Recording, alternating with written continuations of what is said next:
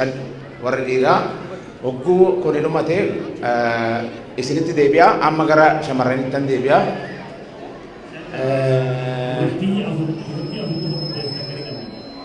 Achumaa qabdu ayyee addee iftuu warri shamarran ammana guutee jiru isinii amma gaafii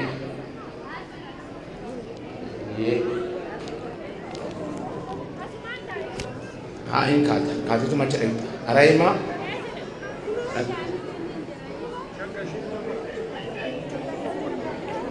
kota asumaan hiriiri anu nawwaamina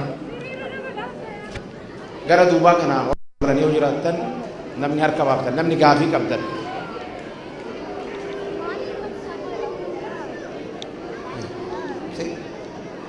ashi adde obsee jaalaa kai ati numa okay nama okay asin hiriira warri dubartoota kottu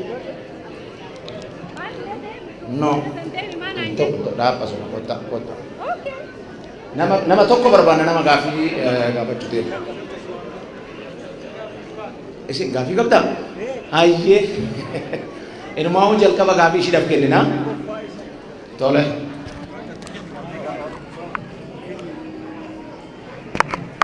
hayyee egaa amma manni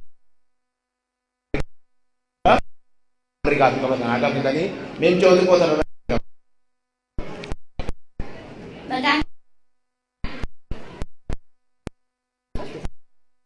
Duraan baga Rabbi hidhaa keessa irra hafe Rabbi hidhaa nu suuraan gaafiin kiyya eegaa isin imala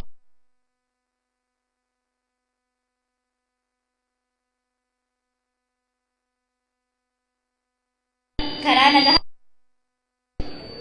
qabsoo hidhannaa atin akka yaada kafaa'otti wal simsiisuu fi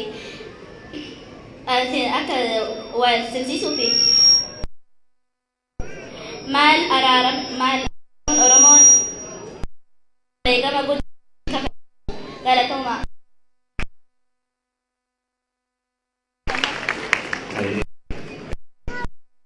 Intaan suni amma dhiira tokko dubara tokko akkasitti dabareen kennaa deema.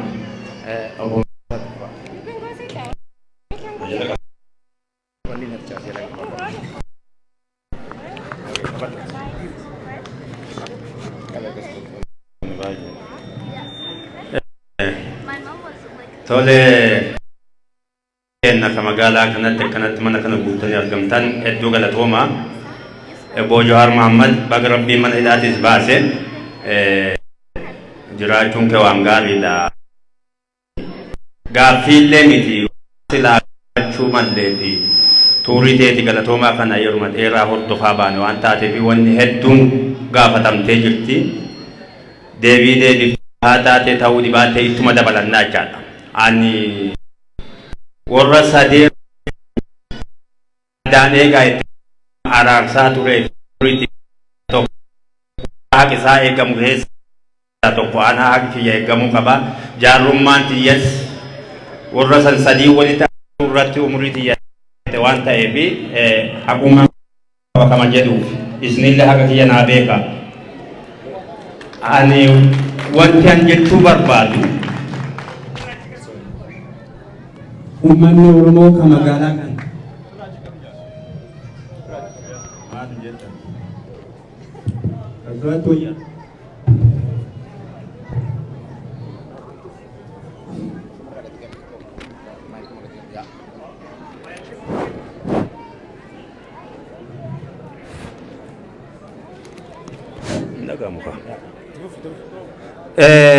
innagamu awannan jechuu barbaadu dhaamsa tokko hawaasa deemtu kana ka Oromoo hundatti akkanaa dhaamtu dhaamsa si dhaamachuu barbaada jechaadha.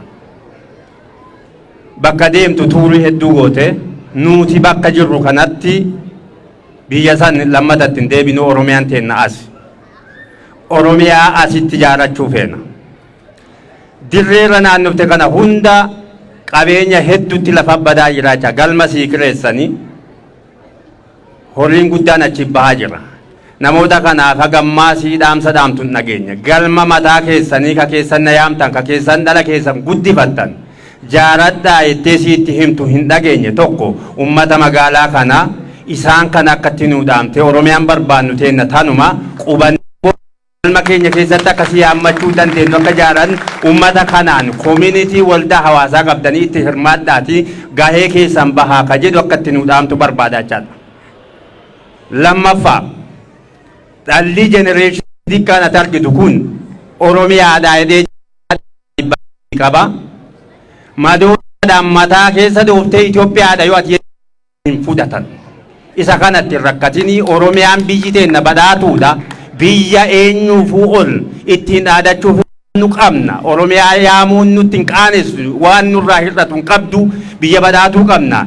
Isuma jedhi Itoophiyaa boodatti dhanna isuma kana nu faarsii dhala kanatti nu yaami genereeshinii kana hin dogoggorsiisinii Oromiuma jedhi jaalala sii qaban kana kasaan cimsatan jabeeffadhii kama jedhu dhaamachuu barbaade fayyaa ta'a. Ayyee galatoome boo markata itti aansuraanii Raima. It's so complicated. Okay. Ayya, assalamu alaikum warahmatullahi wabarakatuh. Hundi keessanuu baga nagayaan dhuftanii Jawaar dhugaa si arguu kiyyaaf Oromoon kun hundi si arguu isaatiif hedduun gammada. Gaafii sitti hin heddumeessu namni kenna yeroo hedduu gaafii jedhee yaada ofii keessa bahaa jechuudha. Garuu gaafii mattiin deema. Gaafiin kiyya tokkoffaadha. Oromoon bakka arra jiru kana gahuudhaaf waggaa tamaa ol qabsaa'ee bakka arra jiru kana gahe. Ati akka xiinxalaa siyaasaa tokkotti waggaa 10 uf duratti nutti dhufu kanatti Oromoon eessa gaha jettee yaadda? Gaafii tokkoffaati. Inni lamaffaadha. Beelli biyya keenya keessatti Oromiyaa keessatti especially uummata Oromoodha. Akka malee irratti cimaa jira, irratti deemaa jira. Beelli uummata Oromoo qofa addatti beesaa jiru. Uummanni Oromoo kophatti beelaan dhumaa jiru kuni haala kamiin furmaata argate uummanni Oromoodha bahee quufee jiraata jettee yaadda? Gaafiin kiyya kanumaa galatooma. Ayyee galatoomii Addereema. Ani qabachuu siin danda'a. Yaa ni qabadha. Yeroo tokko murteessaa dhiifama. Tokko qabayyaa keenya makiinaatiitu karaa cufee duraa fuudhaa jiranii CBM 3448 Hyundai Elantra Silver makina kalarri sidaa silvera Hyundai CBM 3448 all Hyundai da Sonata da okay so sankate jirti Sonata to hecha jiru jalaka sakara deemu Sonata CBW 9348 so itu kufiyo gurte sari kamai Hayyee galatooma carraa naa kennuu keessanii fi ani Ideensi dhibbaan dhibbatti argadhee dhaabbachuu koo dubbachuu hagas mara dhaabbatee garuu ammoo rakkoo fi taatee bu'aa bayii hedduu qabnu keessatti rabbii kiyyaaf jilbiiffadhee kan mana hidhaatii baasee asitti wal nu agarsiisee fi harka takka jilbiiffadhee wal eeguu barbaadaa jechuudha. Rabbiin galanne waaqa haa gayuu salaama baafadhaa achiin booda ammoo gaafii kiyyatti fuufaa jechuudha. Ni sirraa ni dhagamaami maqaan kiyya murteessaa hajjii jedhama dhugaadha qabsoo bara 2014 2015 2016 keessatti diddaa gabrummaa qeerroodhaa Jawhar Muhammad yeroo biyya alaa taa'ee nu hoogganu yeroo karaa cufaa nuun jedhan karaa cufne yeroo diina nu cabsu irree humnaa godhatee Oromiyaa keessatti oomishaa fi oomishtummaa isaanii hin bitatina ittillee hin gurguratina nuun jedhanii tarsimoon isaan ittiin nu hoogganaa isa jalqabaa ture jechuudha ni yaadadha.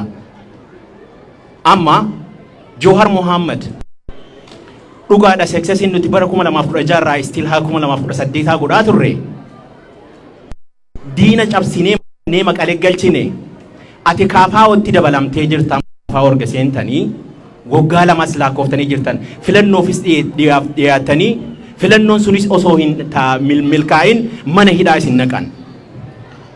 Amma ani wanni si gaafadhu ifaa fi bilisa taateet akka barootaan fincila diddaa gabrummaa san qeerroo hoogganaa turte sanitti success taanamo dhuguma qaama siyaasa hooggana kaafaa oodhaa taatee yoo hojjatte Oromoon sirraa beeytee ka milkoofti gaafii jedhu qabaan. Kana wanni bira ammoo maaliidha? Warri ollaadhaa jabaatee hidhatee jira. Wanni hidhataniif ammoo Oromoo cabsuuf, Oromoo balleessuuf, Oromoon Keeniyaa dhufanii, Oromoon Madagaskar irraa dhufanii jiran nuti duuluu jiran. Nuti ammoo haa taatu tuffannullee gurrumaan dhagahaatiin caal jechuu jirra. Adeemsi sun garuu saayikoloojii Oromoodhaa cabseera. Akka Oromootitti qaama hidhatees ni qabna. Qaama hidhate kana akkamitti jabeessineet Oromoon akka Oromootitti Itoophiyaa san keessa jabaatee bilisummaa isa kaleessa akaakilee keenyatti dhabne, abbootii keenyatti dhabne, qeerroo keenyatti dhabneef galma geenyaa gaafii jedhu qaba. Galatooma ulfaadha hawaasni keenya akkanatti bakka kana.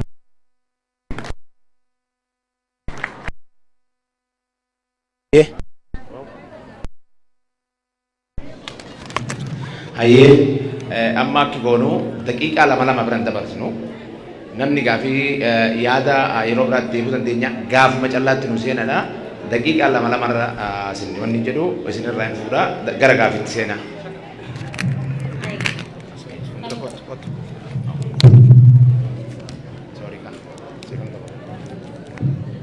Hai Oromoo teenya baga gammaddan baga gammanne Jawaarii kalee mana hidhaatti jiru hundi keenya ijji keenya immaaniin baqaa turte har'a fuuldura keenyatti madarakii keenyarra arguu keenyaa fi hundumti keessanuu Oromoon dhalli Oromoo baga gammadaan isaa akka isaatti itti aansee gaafii gabaabduu takka qofan gaafa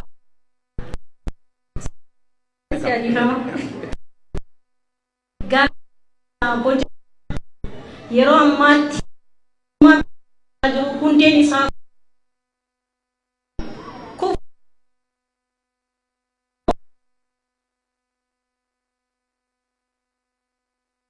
qophiin isin maali?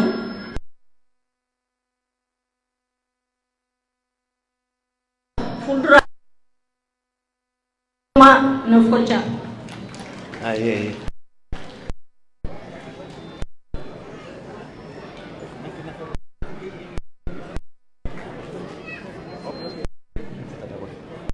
Aye, amma gara kee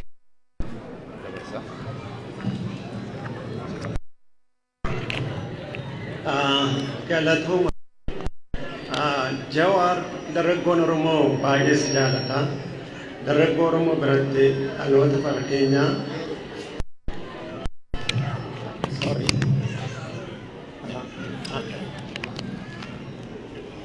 dhaloota bara keenya biratti nama sochii siyaasa Oromoo keessatti bakka guddaa qabdu.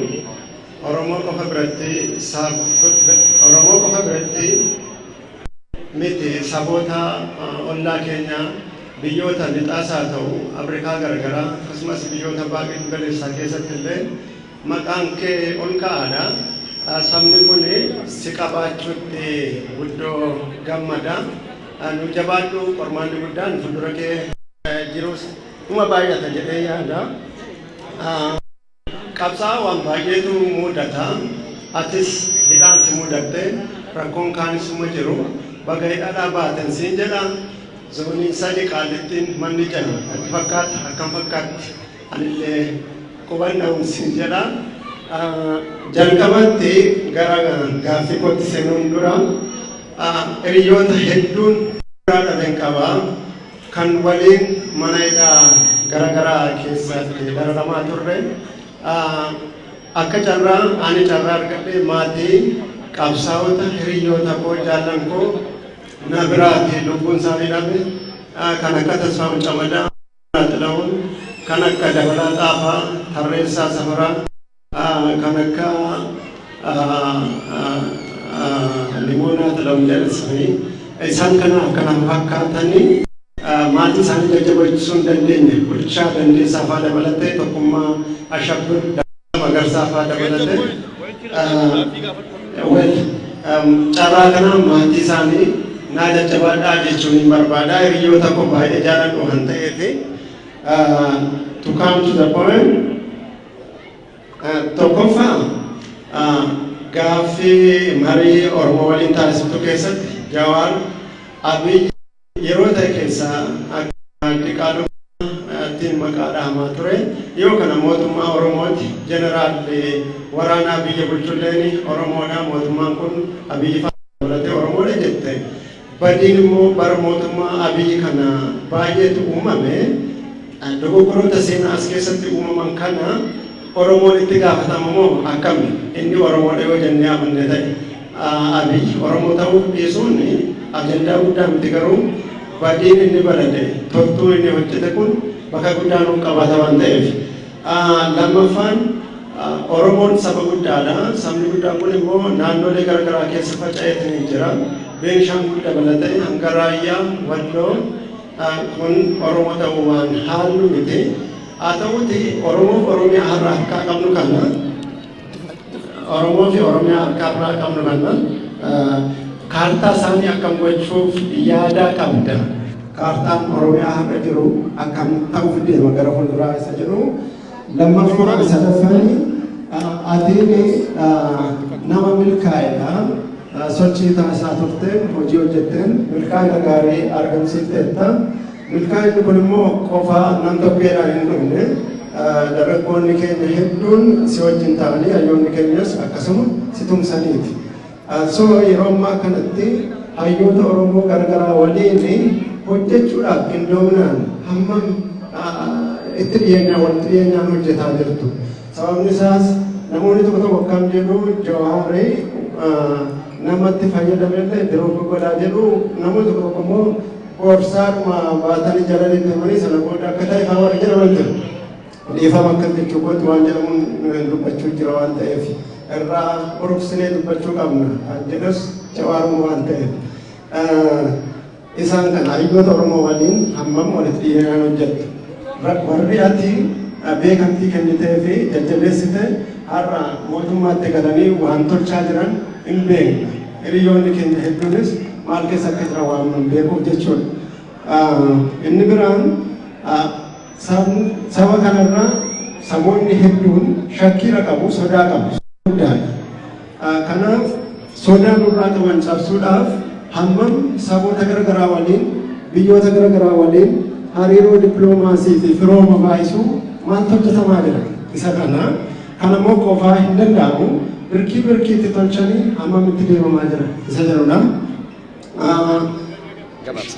Nan gabaabsaa dhiifama. Sochii sabboonummaa Oromoo keessatti qoonni artii Oromoo qabu waan laayyoo miti.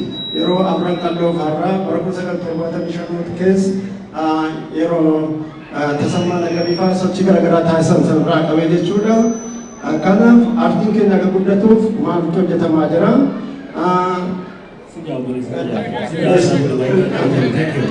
So nama jaaki university nuti isaan daqiiqaa lama jennee daqiiqaa lama.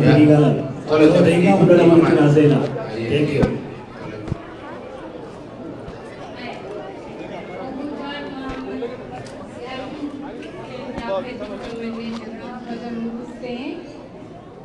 Ani gaafillee hin qabu inshallah. Rabbiin si wajjiidhaan haa jiraatu. Akkuma Oromiyaa bilisoomsine jettetti bilisoomsitee nu agarsiiste kanatti Itoophiyaallee akkuma walumaan bilisoomsitu harka kee keessa waan jirtu jechaadhaaf ati Dooktor Itoophiyaati medikeeshiniin illee atuma inshallah Rabbiin si wajjiin haa jiraatu galatooma. Inni dhuma sana booda deebii kennee erga deebii kennee gara biraatti dabala warri kun taa'atii dabareen walii dhagaa hanga akka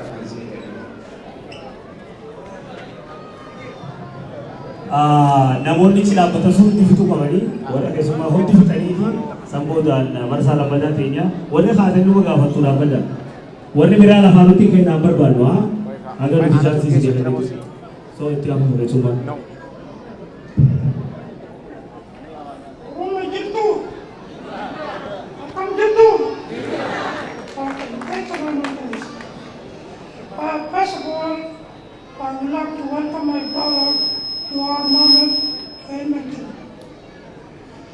So welcome my brothers.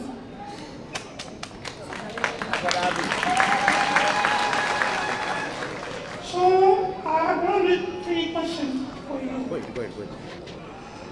One is for the country. The country is torn apart. As a politician of Ethiopia and Oromo, what do you think the country can come together to unite Ethiopia as a people? Second, international community are on the way to make a peace for our country to come together. And the peace is going for 2 parties. Ethiopia, Prosperity Party, and Tigray Party. What about the rest of the country of the party, like your party, the Mela Party, and OLF Party? So what do you think those parties can be left while 2 parties they can go for the peace? So do you think peace can go well if only 2 parties can go forward?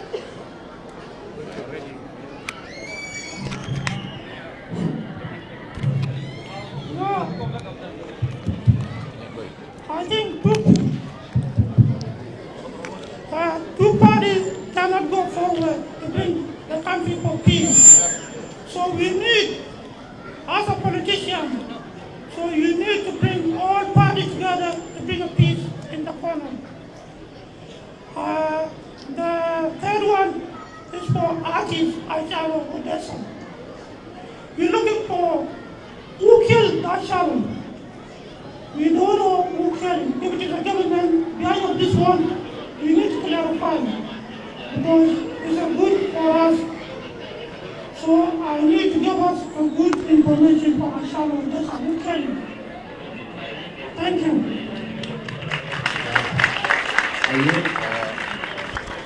Aye, dhiifama wajjinaa keessanii kanaaf deebi'a. Dhagaa. Amma na harka raanatu nama shaniin kaa'atee nan jeetina. Nama shananii deebii kennii itti deebitanii taa'a. Anatu kennaan kennaaf deebi'ee marsaa lammataatti kenna. Anatu qopheessuun cinaa naa kenna. Siifan kenna deebii sana haa deebisu.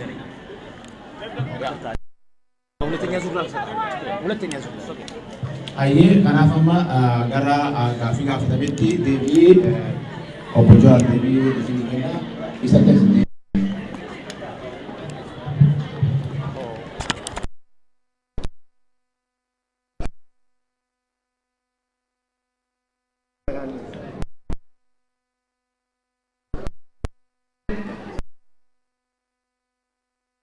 Kana kan nomor 7.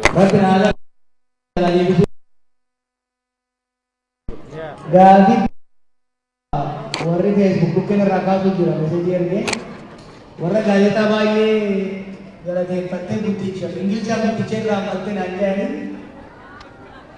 abdaamuun fedhii ka durii fedhii ka galateeffachuun baay'ee namatti dhufa an abdaamu ta'uu isaatu Facebook irratti fedhe laata qolbeetti maatoo irratti kan irraa kaasaa turre abdaamuun waan the most consistent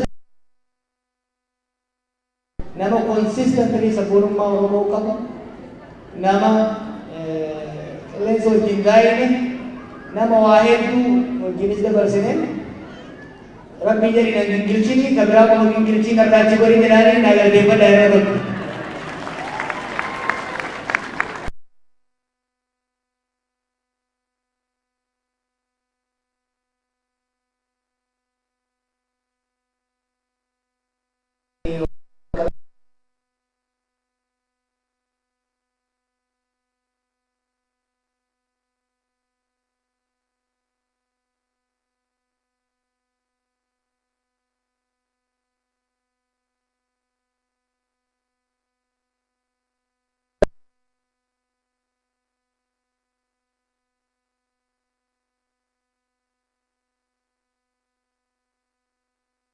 ture waan haala argee miti. Lammaffaa qabsoo nagaa kan oolus falmii yeroo dheeraadha. Chaawwee bina fakkaata shaayina. Adurreen adii taate diimtuu taate dantaa kiyyaa miti jedhe hanga hantuuta sanaa qabdetti. Isin akka ummataatti dhugaan keessan haqti keessan haa dhufu malee hedduu isin hin rakkisin. Nuti akka paartiitti ejjennoo qabnu himnee jirra. Saba keenyaaf, ummata keenyaaf kan baasu Oromiyaa, Oromoon akkuma reefu walii jennetti keessoo isaatti harka walii eegee abbaa itti ta'ee mootummaa ofii filateen bulfatu, seera ofii tumateen bulu. Itoophiyaa Oromoonis, Guraageenis, Silteenis, Somaaleenis hundi hayti isaa eeggamtee dirqama isaas qooda isaa gama aangootiif gama leecalloot qabus argachaa ittiin bulu jaaruu barbaanna. Waggaa 25 dura kaayyoo kaafaa wal lafa kaayateedha. Kaayyoo anis itti amanee itti seenadha ittiin deemaa jirrudha jechuudha. Kuni wal lafa falmisiisaa miti. Kan waggaa jennu warri nuun addaa warri biyya walabaa jaaruu barbaadan haa badanii humnaan cabsinaa miti. Lakki mirga isaanii ni kabajna. Akka paartiitti garuu walawalaa godhuun barbaannu jechuudha. Ummata keenyatti waan boru hojjechuufi barbaannu ammuma itti himna. Maaliifi har'a waan tokko isin hin jenne boru kabiraa isin gabbaasuu hin barbaannu jechuudha. Wanti ta'e eega marii eegallee mariitu godhame Oromoon hin qoodamne. Ummanni keenya marii serious ta'e. Ummanni keenya waa'ee ormaa, waa'ee alagaa tiima ormaa laalaa harka dha'uu fi dhiiseeti kilabii ofii cinaa hiriiruu eegale jechuudha. We are having conversation. We are a deliberative society. An marii Oromoo keessatti jiru kanaan xiqqoo akkasiin jeequ naa gala. But akkanumatti as geenye beeka. Dormancy hin hayyamnu saba keenya keessatti. Vibrant debate, vibrant consultation, fight of ideas, it has to be encouraged. Waan baay'ee beekanuma goone kontroversii amma godhamu jiru kana namni keenya waa'ee ofii haasa'uu dhiisee waa'ee ormaa cinqamuurra ture odoo rakkoon isaa jiru amma at least karaan sirrii kami akkamitti deemna loo karaan sun sirrii miti jedhee namni keenya wal waqaruu eegaluun galaanni Oromoo ciisee ture sun socho'uu eegalee jechuudha. Kanuma keessa yaadni dhufa. Kanaaf buleetii akka ammeenyatti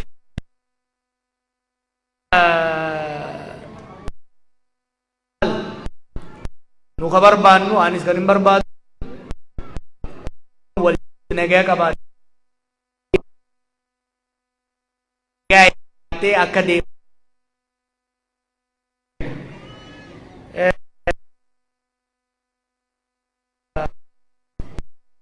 nyaasumaan anjee obboleessa kiyya gaafii barbaachisaa kaafte dhugaadha marsaa kanarratti amma dur hin dubbanne maaliifi gammachuun qaba namni keenya at least waldaa hawaasaa almost magaalaa jiru hundatti ijaaratee jira. Charchis ni qaba, masgiidas ni qaba. Kun hin turre waggaa 10 dura. Sun xiqqoo na mirkaansee xiqqoo ignoor na gochuu wanni akkan waa irraanfatu gochuun oolle. Hawaasa ijaarrachuun tokko.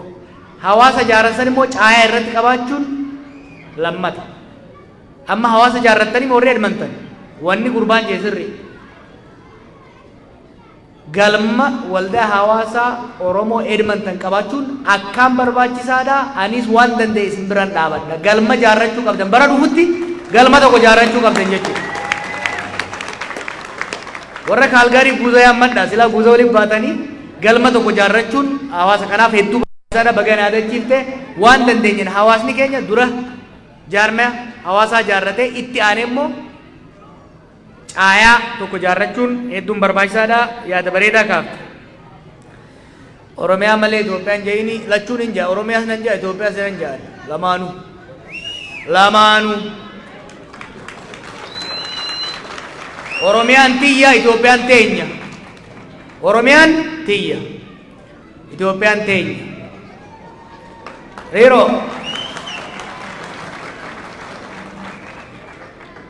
Oromiyaan gara tokko hundee ittiin sodaatina. It's not going anywhere. Oromiyaa isinummaan irra wal nyaatanii hin jiisina malee amma booda wanni keessa deemu hin jiraatu. San hin sodaatina. Itoophiyaas yoo taate ummata miskiina nu daran cunqurfame nu daran dhumaa jiru jira bar. Ummanni gumuz rakkoo inni irra gahaa jiru. Ummata nu wajjin cunqurfamaa ture fajjaa akka ta'u. Itoophiyaa waggaa jennu kaaba qofan laalina. Ummata nu wajjin ukkaanfame, ummata nu wajjin saamame, ummata nu wajjin dhiitame jira. Gaafa nu dabarte ni dabartiif. Gaafa nutti hammaate daran itti hammaatti. Duris ummata nu caalaa cunqurfamee jira bara akka garbaatti gabra jamee gurguramaa ture jira bara. Arras Itoophiyaa keessa bara ummata kalarri isaa qofa laalamee ajjeefamu lafarraa dhabamsiifamu jira bara. Oromoon jenosaayid jettan isin hedduu hin dhumtan osoo isin fitanii. Ummata bar shanyiin isaa lafarraa dhabamuudhaaf qarqara gahee jira Itoophiyaa keessa. Ummata san hin dhiifnu nu tokko kana. We are obligation sabaaf sablammii nu bira jiru wajjin nu qofaaf osoo hin ta'in sabaaf sablammii saniifis qabsaa'uu qabna. Lammaffaa isaanii jechaa miti sadaqa miti. Ollaan keenya nagaa argachuu baannaan nuti nagaa hin arganne. Booranni bar Finfinnee kan dhufu kibba keessa dabreeti. Nuti bar kan agadannu alatti Somaalee keessa dabarreeti. Akkasii moo akkasii miti? Dhaga'i. Waliin kijibnu amma booda. Oromiyaas Itoophiyaas hin dhiifnu lamaanuu hin dhiifnu. Lamaanuu qabannee deemna lamaanuu. Dantaan saba keenya, dhugaan saba keenya, haayiti saba keenya, bilisummaan saba keenya, nageenyi saba keenya kara kanaan dhufa. Waa sadiif qabsoofne. Eenyummaa teenya Oromummaa. Biyya teenya tan nuti itti abbaa. Ka diinagdee isiit irratti hiyyummaa keessaa itti baanu. Mootummaa teenya tabii filanne. Sadeenu Oromummaa teenyas cimsuudhaaf. Wal jidduus nagaa argachuudhaaf. Biyya teenya irratti abbaa taanee nagadannee qotannee jiraachuudhaaf. Mootummaa dimokiraataa qabaachuudhaafis Oromiyaan lamaan qaba. Saddoo maasaadha doonni jedhamu hin jiru amma booda. Lamaan ani isin hin kijibu. Ani isin hin kijibu Oromoodhaaf wanni gaarii Oromiyaas Itoophiyaas jabeeffachuudha. Yookaani sirraa fuudhanii ittumaan si cabsan. Kana booda taphni akkasiin jiraatu. Oromiyaas nuuf, Itoophiyaas nu hundaaf. Oromiyaa keessatti haqa Oromoota hundaa, Itoophiyaa keessatti haqa sabaaf sablammoota hundaa eegnet dantaa teenyaas ta'ollaa keenyaatis eeysifnee itti deemna. Kanaaf wanni ati jettuus naa galti. Waan tokko sodaatin. Mataa dhaloota kana keessaa hin Oromiyaa dhiqaan saamunaa osoo makiinaan itti naqxee isin dhiqamu sun hin sodaatina. I'm very confident generation uumame irratti I'm very confident. Sadarkaa Oromoo fi Oromiyaan irra geesse xiqqoo kana shakkisiisu keessoo teenya malee ta'u ormaan shakkisiiftoon. I'm very confident. Waggaa 50 keessatti waan solid ta'e ijaarree jirra. Amma booda if dandeenye abbaa fedhe wajjin karaa hundaanuu negoshee goonee dhugaa saba keenyaa eegsisuu ni dandeenya. Waggoota dhufan itti aanuuf maal yaadda obboleettiin eeka jette waan bareeda. Dura nagaya. Dura. Oromootu wal fixaa jira. We are engaged in multiple civil wars. Ifiif wal lolaa jirra. Warra dura OPDO gabaaboo jedhamutu bakka lama bahee wallaayaa jira. Qeerroo kaleessa sirna firraa cabseetu bakka lama dhahee bakka lamatti adda bahee wal lolchiifamaa jira. Dura nagaya. Akka Oromiyaattis nagaya. Akka Itoophiyaattis nagaya. Dura nagaya. Itti aansee araara. Itti aansee negotiate goona. Akka Itoophiyaatti deengatti dhiyeessaatiin ture. Akka Oromootu negotiate goonuu qabna. Haqa walii eeguudhaaf. Sirna akkamiitiin deemna. Haqa akkamitti walii eeyna. dhugaa akkamii walii galchina kajau we will negotiate abbaan fedhe abbaan mootummaarra jirus negotiation malee amma booda biyya sana isinitti immoo Oromiyaanis Itoophiyaanis amma sirna abbaa irreetis lolas qabattee deemuu hin dandeessu. Negotiation is necessity jechuudha. Nagaya negotiation goona ce'umsatti deemna sanboon dimokiraasiitti ceena. Waggoota sadan afran kanatti yoo kana goone nagaya buufne akka itti deemuu qabnurra seeraaf sirna waloo walii galtee akka Oromiyaatti akka Itoophiyaatti tumannaan sanboota biyya deemnee jaaru. Biiti sun duraanuu hiyyeessa. Hanguma xiqqoo waggoota dabran guddatte illee waggaa lamaan kana lolli daaraa godhee jira. We have to rebuild the country. Reconstruction, rebuilding what's been destroyed. Namni keenya nagaa wal qixxuutti agarraan humna keenya kan lolarra qisaasamaa jiru kana barnoota irra bobbaafne tangible skills qabaate human labor you export. So waan hin taane sitti mun barbaadu waggaa kurnan lola keessa baane ka diiga mijaarree sirna dimokiraasii xiqqoo yoo ka jalqabnu taate progress guddaa na fakkaata in next 10 years. Garuu kun dhaabachuu baannan sirna abbaa irree ta'uudhaaf hawwuun dhaabachuu baannan waggaa kurnan irratti rakkoo guddaa keessa biyyi sun akka seentu beekuun barbaachisaadha. Dhimma beelaatiin kakaafte ummata miliyoona 30 oliitu beelaa jira Itoophiyaa keessatti. That is 25% of the population. Beelamaa tokkoffaa duraanuu biitii leechalloo risoorsii gahaan qabdu. Hanga qabdu sanuu immoo lolarratti qisaasaa jiran. Sadaffaa waan lolaa fi bilaarraa hafe saamichatti jiran. Waan Oromiyaa keessa jiru wanni singattisiisu maal dur Oromii yoo saame it made sense galchee jettaani. Nama ayyoof abboo isaati jalaa saamee mana bunaati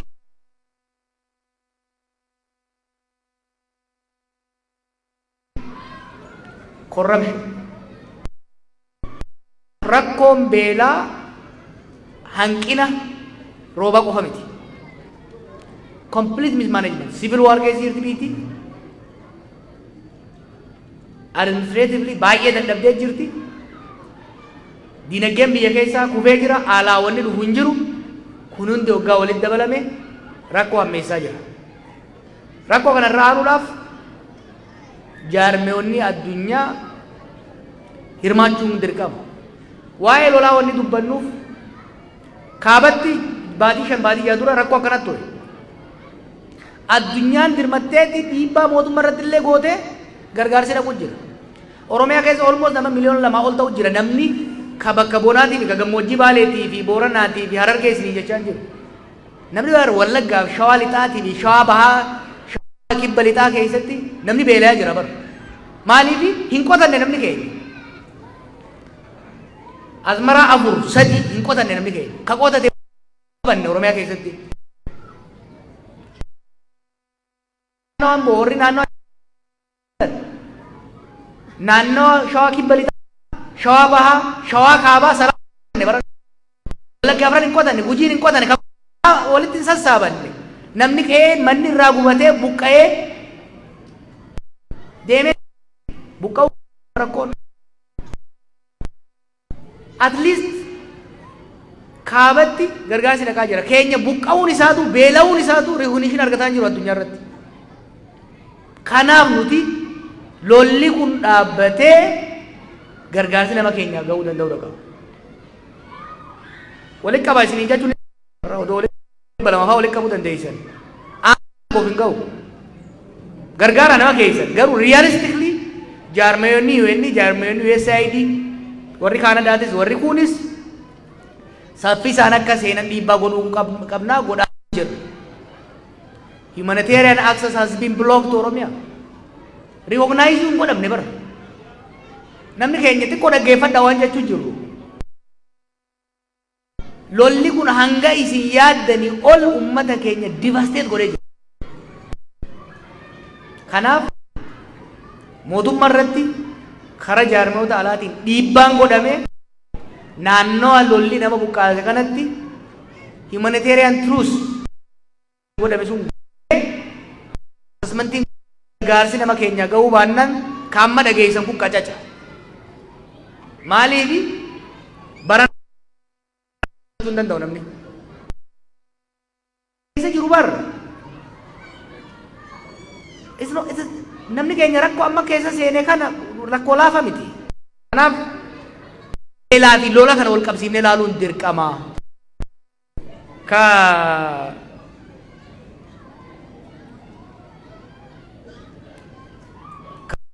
Rootiin immoo karaa kaafaa hotiin kayyattu yeroo hojii buusee jira. Kumsoota hangam irratti Oromoon maaliif hiree isaatti fayyadamuu dadhabee? Maaliif yaanutti ce'uu dadhabee? Aangoo keessattuu amma aangoo dhugaasaa maaliif argatu dadhabe? Waan hin qophaa'iniif. Psychological organizational karena siyaasa cimaa jaarrachuun barbaachisaadha. Jaarmaya siyaasaa cimaa hooggansa ititaa imaammata taliila ta'e tarsiimoo bilchaanoo Oromiyaa fakkaatu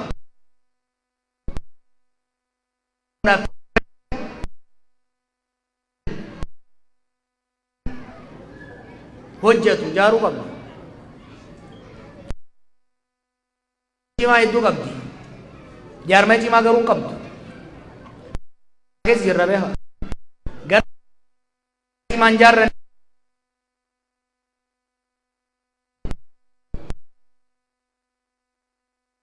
the haves and the have nots. Warra aangorra jiruu fi warra aangorra hin jirre. Warri aangorra jirus jaarmaya hin qaban. Jaarmaya cimaan jaarra.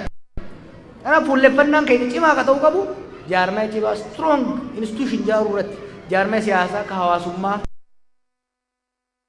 mataa dhufaa jira. The next task challenge itti aanu anaafis hundaafis jaarmaya cimaa jaaruu kanaaf kaafaa'utti seene. Gallee jirra. Raacitii isaa bu'uura isaa tolchaa deemaa jirra. Waggoota isaanan keessatti amma namni baay'een waa'ee masirna kuffisuu irratti sirna kuffisuudha qaba. Booda kana booda wanni ol ba'e gadaan oolamu sirni kunis kufuun isaan oolamu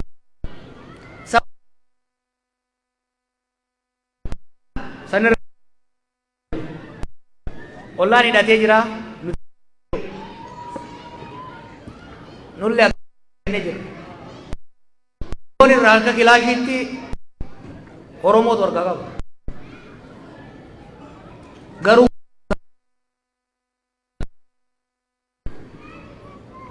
kana hubadha. Kilaashii marroo dirribaatu hoggana lachuu wal dha'u jira. Akkasii moo akkasii miti? Namni ol kijibuu barbaada. Wanni Oromiyaa gaagaamaaf saaxilaa jiru humni lama hidhatee wal dha'uu isaati. Ani obbolaa lama kan hidhatee wal dha'u malee. Kanaaf wanni dhiisa harkaan barbaadu. Harkin barbaachisu dhiisa. Yoo taatanii gamaa gamana harkatti dha'uun hin barbaachisu. Kanaaf ijoolleen bosona gagalte dhiibamteeti.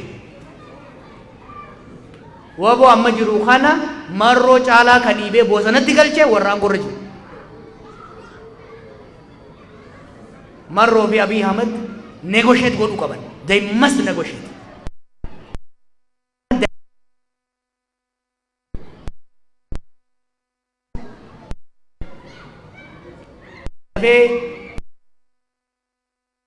Ini cabsun jiru.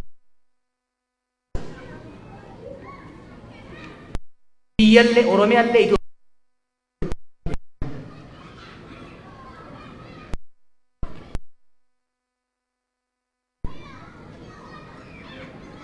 Oromoon hidhatee jira walirratti hidhatee malee.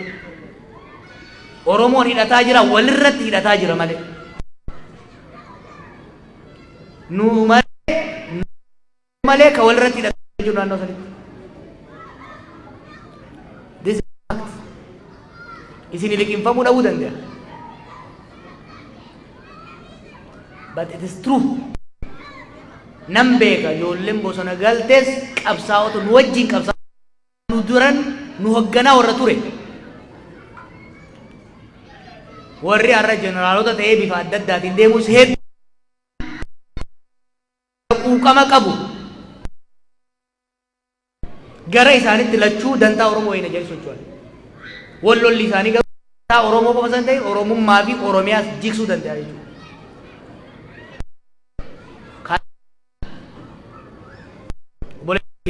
Yes, Abiy Oromoodha. Marroonis Oromoodha.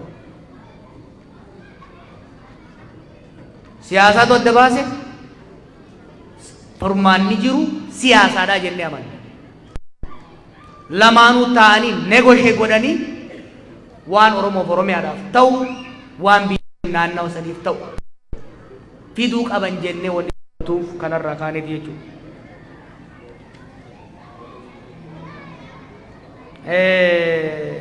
Mootummaa Oromoo jette no 2018 irratti anaaf nama hawwa qofa barkaa biyyiin morme isinumaa miti ka ililbeedhaan dachii dhiphisaa ture har'a alagaa ta'e gaafas Oromoon har'a alagaa ta'e yes boonurraa usni hinaafte ni bololte warra naan jechaa tureetu arrammoo waan biraa jechuu barbaada no nama Oromoodhaatiitu hangoorra jira mootummaa Oromoon jenne mootummaa Oromoo ka Oromoon qubaan filate waan buuftu qofa mootummaa Oromoo ka jennuun achirra hin geenye garuu kana liqimsuun barbaachisaadha sirni ammaa kun ka dura irraa adda tooftaa kareetiin irra qabsaa'uun isin danda'e karaan ittiin deemamuu qabu maali? Kana irratti sirriitti mari'achaa bilcheessaa deemuudha barbaachisa. Kanaaf mootummaa Oromoo dhaabuudhaaf sirna dimokiraatawaa ka dhugaa Oromoo haqa Oromoo wal keessattis waliitis waliin deemsu mul'ifachuun barbaachisaadha. Hayyoota Oromoo waliin ani paartiin keenya koree hojii raawwachiiftuu qaba, koree jiddu galeessaa qaba, jeneraal assembilii qaba, miseensa qaba. Yaada hayyoonni nuu fidan hojii jaarmaya garuu abalu hayyuu waan ta'e qofaaf gadi baasee isatti odeessaan oolu. Kanaaf nama hunda wajjin dalayna ka dhufu wajjin garuu akka jaarmayaatti xurree jaarmaya sanii imaammata jaarmaya sanii naamusa jaarmaya sanii hordofnee deemnaa jechuudha. Kanaaf gafa saniin komiin dhufu yoo jiraate nu yaada nama hundaa dhaggeeffachuudhaaf qophii. Teenyee garuu alaan alaa ooluun barbaadu, alaan dhayaa ooluun barbaadu. Waan saba keenyaa ta'u gara nu mul'ateen karaa agarreen gara fuulduratti deemna. Saba keenya onni irraa jaalanna. Sammuu Rabbi nuu kenneen barnootaan qaranneen yaadnee tarsiimoo ni baafnaaf teenyee immoo alaan dhooynu ni tarkaanfanna jechuudha. Kan wajjin tarkaanfachuu danda'u wajjin ni tarkaanfanna. Kan wajjin hin tarkaanfanne duuba dhiibnee deemna ammallee. Kan wajjin tarkaanfachuu danda'u wajjin ni tarkaanfanna. Ka duubatti hafuu barbaadu dantaasaati gaafa deebinu fuudhee deemnaan jechuudha. Teenyee garuu hin eenyu nama. Waa'ee Oromoota naannolee biroo keessa jiran dubbii Oromiyaa fi Itoophiyaa waan hin jeefin qaba beeka. Waan hin jeefin qaba isinis garaan keessan ni beeka.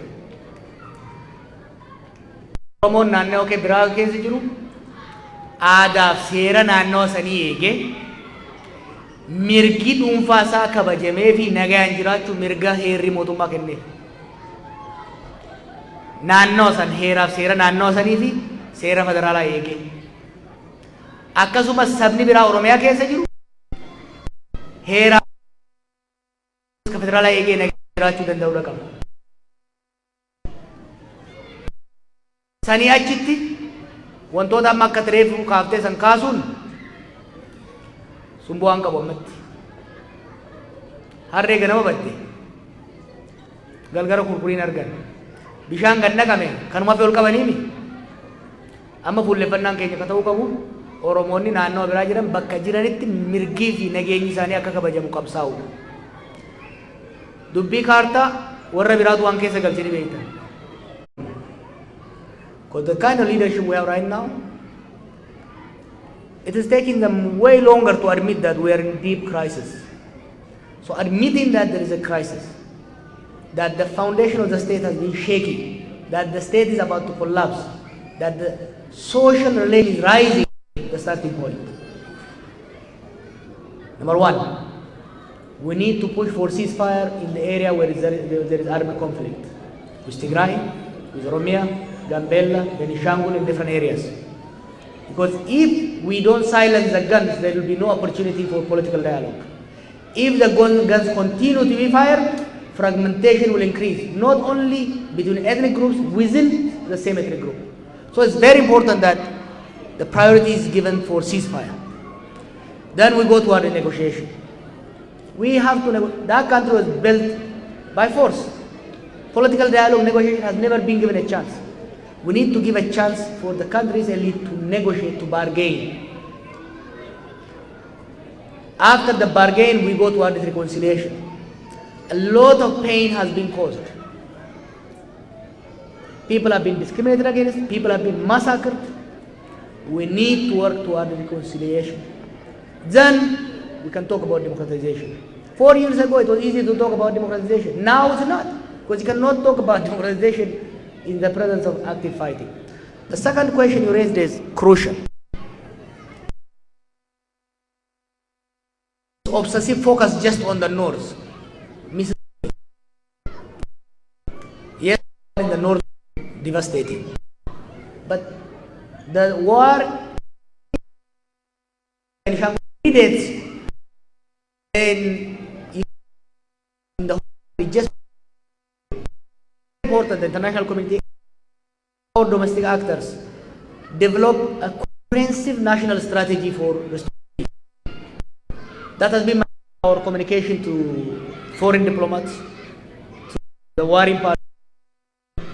If we are going to have a peace with Tigray, there has to be peace with Gambella. You cannot have a house burning from one side and that you raise the question.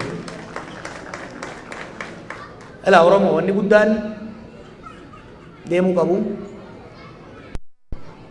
Haalli amma keessa jirru rakkisaadha. Xiqqoof duuba deebi'anii tasgabbaa'anii waa laaluu barbaachisa.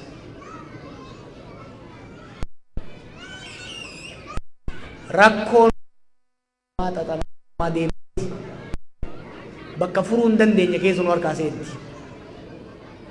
Wanni amma godhaa jirru maali? Gaaffii adda addaa nama keenya keessatti uumame namni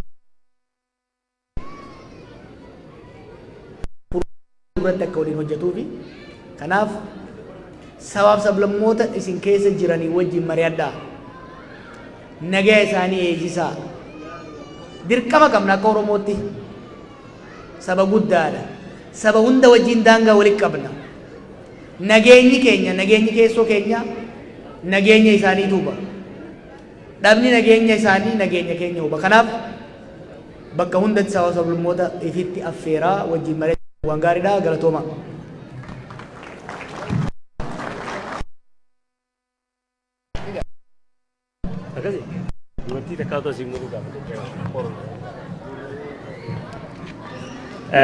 I think gaaffii fi deebiin waan kana caalaa waan hafillee waan itti fakkaatu dhugaa dubbachuu fi maali akkuma dadabbaramtanii maal taatanoo hidhee bottamoonni beeloitan lachuunuma jirtimi namni keenya akkuma jennee pliis warri deemaa jirtan akka jaarmatti hamaal itti haluufaa waayechuu feetanii siif duwwaayichaatuma baadha keessumaa namatti dhufte harka fullaan geessanii galatooma sambalee immoo jooni deeqaa laman seekannaa deeqaa lamatti iddoon tokko uummatanii bohaarsita deeqaa lama qofa walitti sagantaa bohaartii kanaaf tokko sammuu kiyya riilaaks siyaasaa to'ichaa jira namoonni hedduuni deeqaa lama qofa walolotte. Dhiifama jooniidha jee arra koomaandar jooniidhaani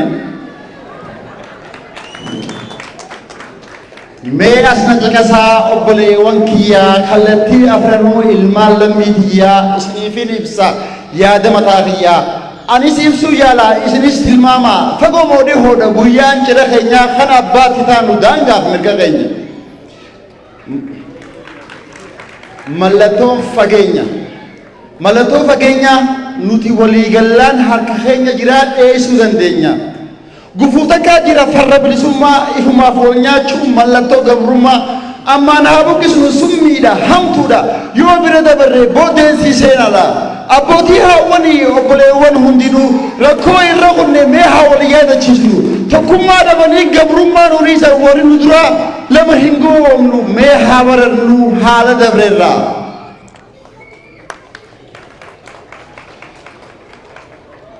Wallaalaa keenyaas nuti haa galfannu nama keenyaas nufummaan haa araarfannu waldiddaa mancaasnee tokkummaa haa uumnu mana tokko jaaraa citaa waliin saamnu booddee ni dhimmisaa ammaan haa wal taanu gosaa fi kutaadhaan wal filuu haa dhiifnu oromummaa qofaan waliif haa firoomnu. Walaloo mi'ooytuu akka biraa yaadaanii qindooytii barmataa joonirraa galatooma. Thank you Johnny. Amma kam shashaa itaniif shaashambaa godhee jira Johnny. I want to give a chance for non-Oromo communities who are in the middle of us. If anybody interested in questions or if you have any questions, we still want to give a chance for you first. The priority should be given for non-Oromos. And Samboda wo bilise engabi takoso abdun mirgesi di bere huntana ittifufti isi sambodi famagabacha nama kesuma sanif kenniti akas jechu I think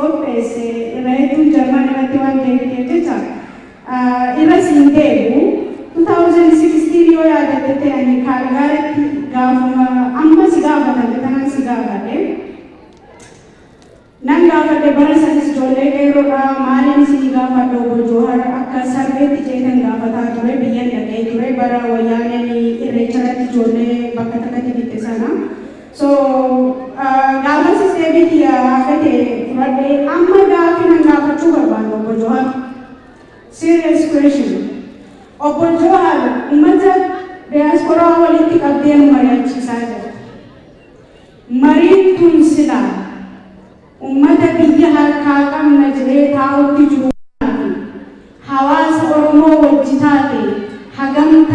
bu'aa qabdi turte sila hagam takka gaarii turte nuti nu beekta deeggarsaa fi wanti bu'aan nuti uummata keenyaaf buusnu akkuma ta'etti ta'e garuu akka biratti illee nan fudhatin yoo atis dhumaatii uummata Oromoo ta'u ofishaalii mootummoonni biyya san bulchuu Oromoonni baay'attee galgala irraa wal dhaltii jechaa jira. Atis hin bultanii jechaa jirta. Angaruu I was so disappointed. Oromoon dhumuu hin qabdu. Wanni dhumtuufis hin jiru. Oromoon dhumaa jirtu tun ilmaan qotee bulaa warri aangoodhaa dhumaan jiru. Warri bulsira taa'u dhumaan jiru. Ilmaan haatiin qoraanitti gurgurtee lafatti deemtee biddeenatti gurgurtee garaa itti hidhatteetu dhumaa jira. Dhumaatiin tun ni jijjiiramti moo ammas ati dhuftee kaafaa'oo seente kaafaa'oo si dura yeroo dheertu turte deeggartoota dilasii qabaachaa ture. Amma kaafaa'oo osoo hin ta'in namni si deeggaraa jira. Ejjannoon ta'e asirratti Orizaaltiin ati dhugumatti uummata kanaa buusuudhaaf murattee haati moo yaaliidha. Oromoon hundis haa dhumtu ni yaalla yaalii jettuudha moo dhugumaan firii qabdii jettee itti amanta gaafii jettu si gaafatu fedhaa galatama.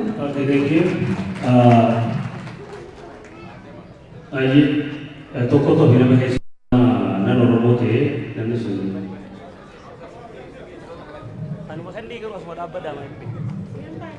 hayyee keessummaan tokko ni jira afaan kana keessa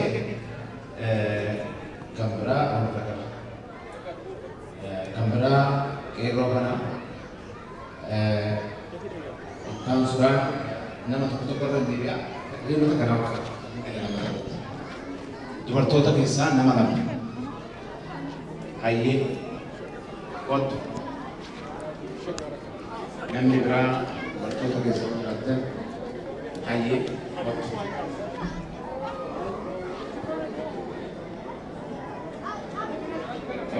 Makin ini itu kios kan berada kalau dikit asli makin mentah. Hayyee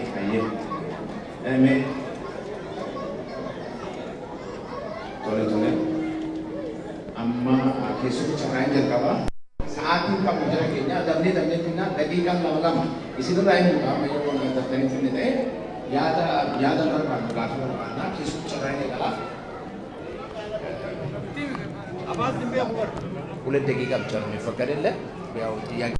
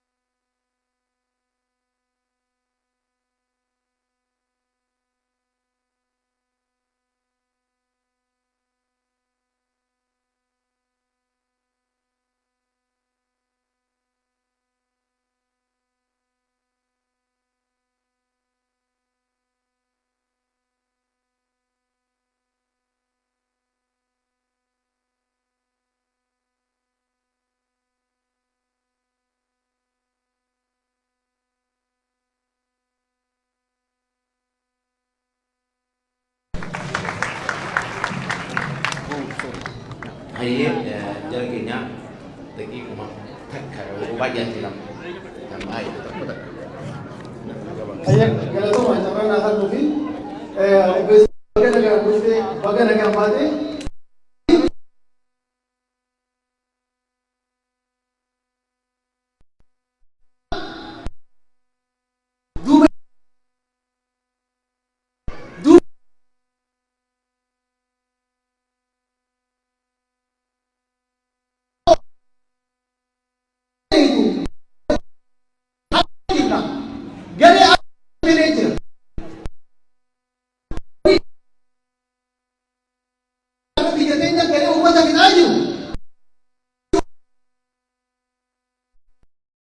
Polisan hinjir karabutte gaba wali kawani kurani kachalle singalchan oromon khara demtu walla tezi awan fa joide wal nudar ka wal joide namni te ko male isani mara gare ka ole mamma adibasne baade nunnan hare labahat tanafu ak kafa wal amma gaba sala ka activist ta konti sigar le tore gafi amma ak kafa wati bolni gaba sanje pesan ambal le wajiti wanni irra qophaa'aa jirtan yoo mootummaan qoramaas walitti qabee guuree waraana kafaa'oo ta'e hidhatti isin deebise oromoon akka caccabbii ammaa saaretti ol deebine wanni isin dalagaa jirtan ni jirti gaafii biyyaa galatamu. Aye, amma gaaffiftannee irraa dubartoota kana lamaan aye yeesu kennaa gabaabsituma gaaffitiin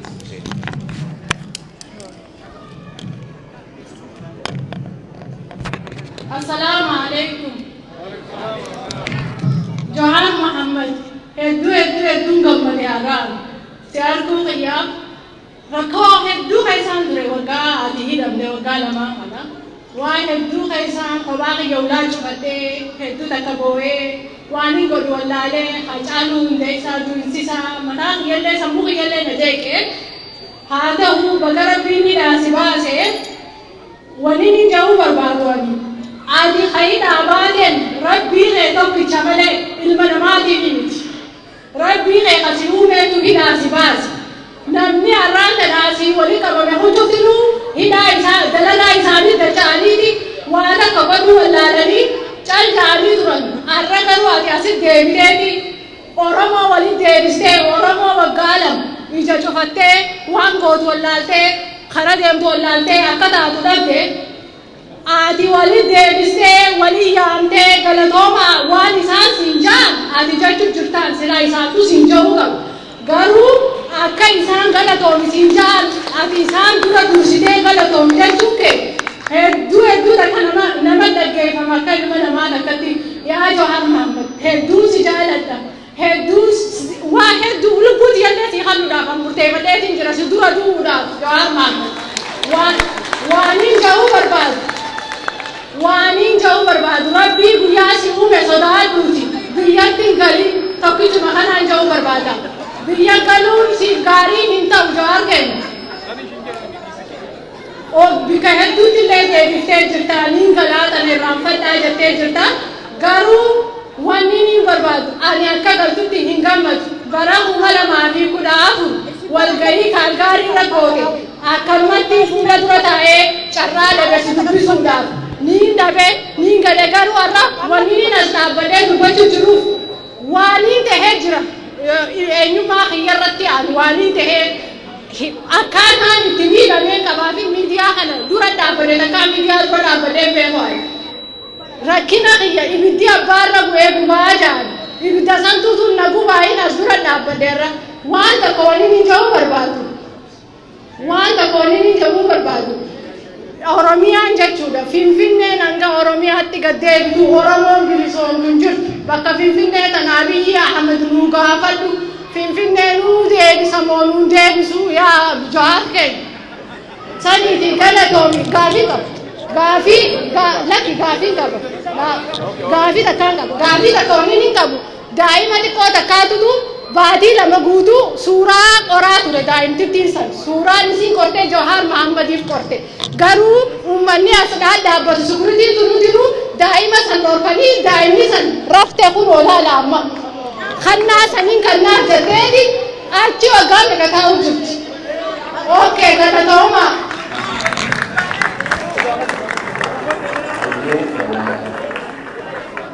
Galatoomii yaadni keenya gara keenya gaaffiin dhumuu harka dhaabi.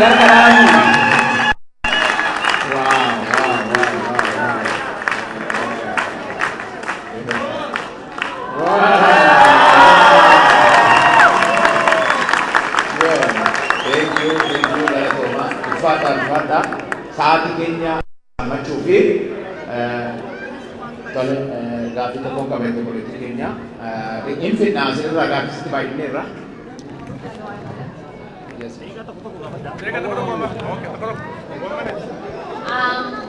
Baga Ambate. Upon Oromo's Equality Olpada, so I will continue with English.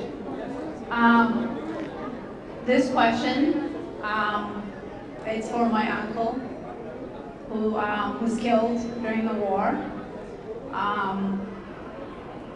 He had 3 kids. That was back in when Tigray, I think it's TDF.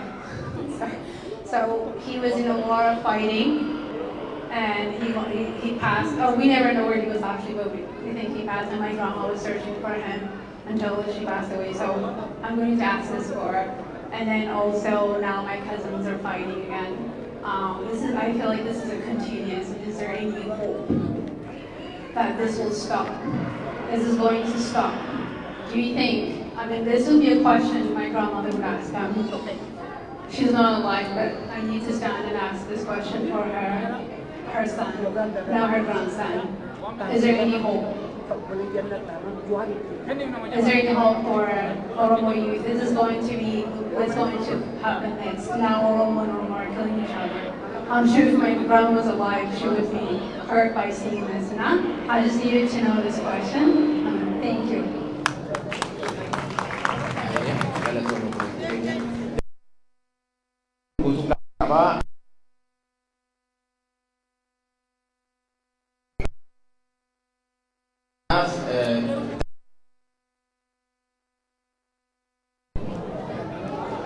Good evening, I'm President Ahmed.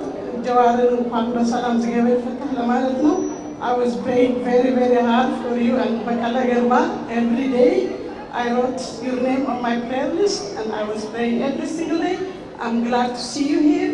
And I just want to ask you about media. Media, yetafano baum saat, na yetasarano. So, at the same time, omen tafunan. በመንግስት በኩል ሚዲያዎች እንደሚታፈኑ ብትጠይቁልን ደስ ይለኛል። Thank you. እናመሰግናለን። ሙናዬ ደቂቃን ለማን ተከስየና ሻሻ ትሮት አኒ ዱራን ዱርሴ ዋኒ ዱበ ያ ilmooti የበገረብ ሂዳሱ ከይና ሲባሰ አኒ ሂዳ መቆባትያን ታati ani nama guddaadha ijoolleen idirin jirtu Hakkancha Oromoo miidhaan alatiin booyuu ture. Jawaan duubaan cabsanii har'a ajjeesuu deemanii bar booyuun ture. Arraba gaansi fide adawbii tanteeraan miila kan kee jala jirtu nuu tala akka Asbee kalaal warra wal beeynu warra hamaatu maqaa isaatu dhoofnu qaayiti warra jawaara biratti akkaan feeree jira akkana gol nyaatu feene laal. Mila keja le sal ketemu anduai wari sibaru. Ana karakti luputan teori sirere sen ujura to ayo dan tedi binu te ya da binu ujura to atil motenya. Sunuman to asi pada na malayani. Wo dubbi birati le ka bedu rabbi sibot ya jate umri se ale rese. Aye amma kita nejra semua mun enka wa enka banta ba ni wanje ni fi Assalamualaikum warahmatullahi wabarakatuh.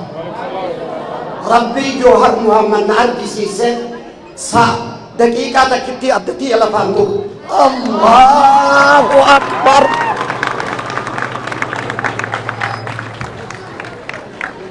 Abi maka awadain maka umat awadain Johar indubi berbada. Rabbi nage ansibase ukubsanne laloine Atasin wal argisiise rabbiif galanni haa ga'u. Jaartiin guyyaa 15 dhuftee silaalte haba guurattee kan dhufte Badriyaa Usmaan Muhammad warra kiyya naa waa haa godhuuf siin jedha. Abbaa munii baatira. Amma dhaamsan qaba namni tokko xaaha darribaa jedhama guyyaa adii dhamtu gaggabee lafa dha'ina biratti. Gulukoos sa'a meeqa itti yaasa. Rispoonsaliitiin qabu akkanumatti kan baalaa keessa taa'utti. Namni tokko Okaash xaaha jedhama Okaash Abdullaqiif jedhama wallahi yoo Jawhar du'e amma nuuf ajjeese. Wallahi yoo Jawhar hin ajjeesan ani nafsee biyya ofiin gabaasa jedhe. Jala sallamaanii rispoonsaliitii akka taatanii biyya kana fiddan amaana sitti dhama ani galata kiyyatti jaartii kiyyallee sirraa hin barbaadu yookaan addaa dhufe assalaamu alaikum warahmatullahi wabarakaatu.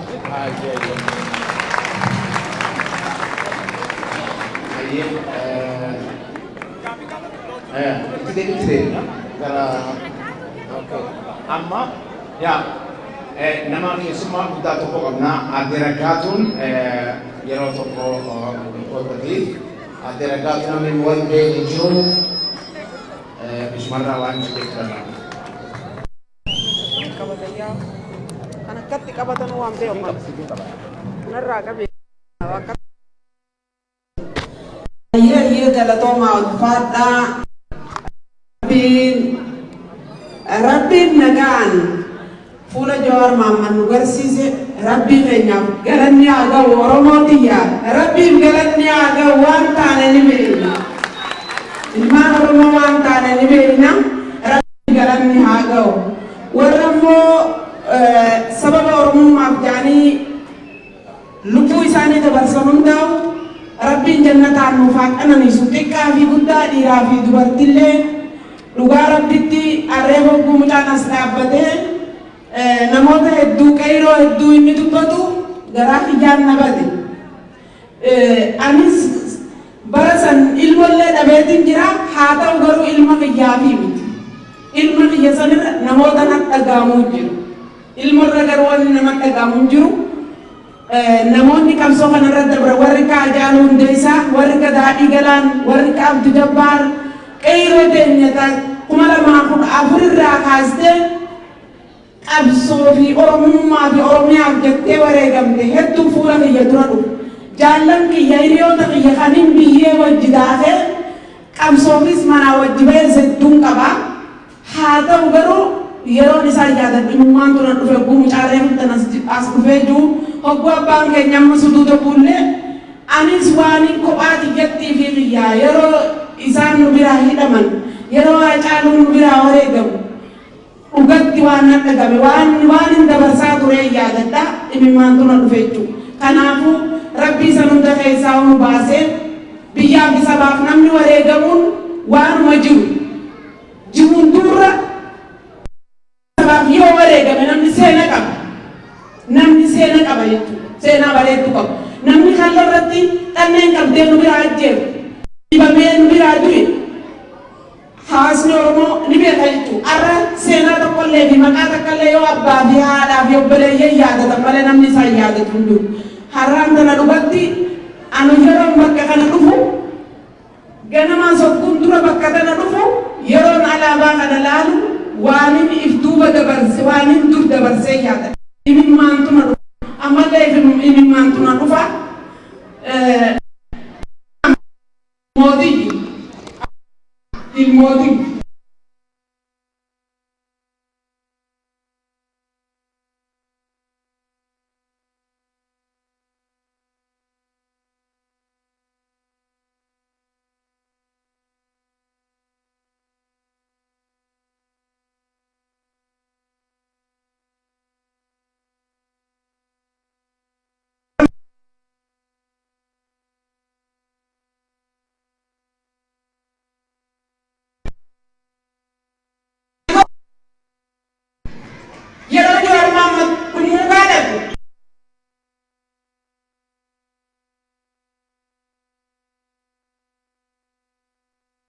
yaada ture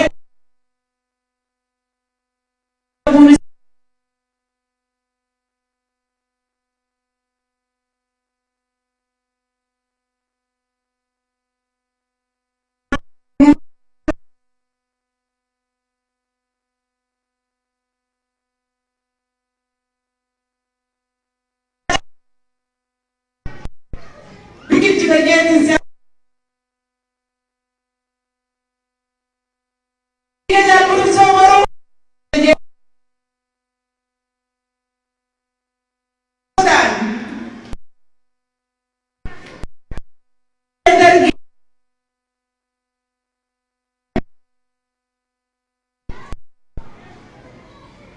itti mammaatu hogguu isinii miti usaa kanarra dhabne xiqqaa dhabne guddaatti dhabne dubartii dhiiratti dhabne aduu yaadadhu warra tilmaatiin moofaa yaadadhu ka mataa malkaamaa yaadadhu harka isaa muramu ka uleen farni maan oromoo raggeessi kanaafuu kana nuti ifiif wal wanti goona jennu ifiif wal miina jennu dhugaa rabbitti ani waa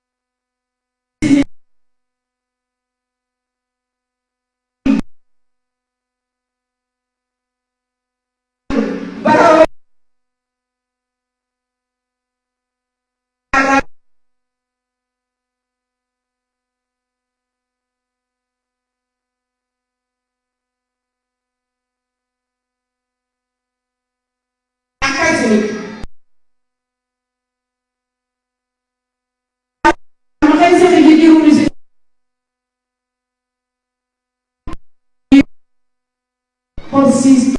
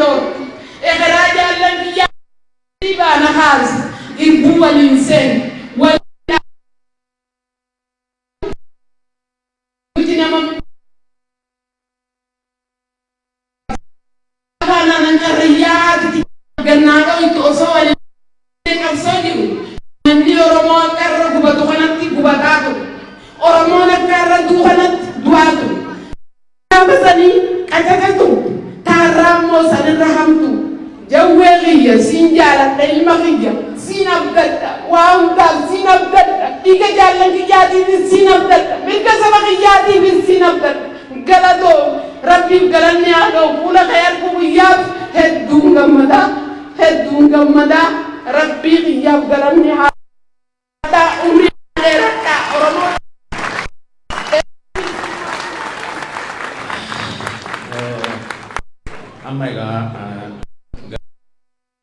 wanta isin deebisa kanaaf gaaffii deebisa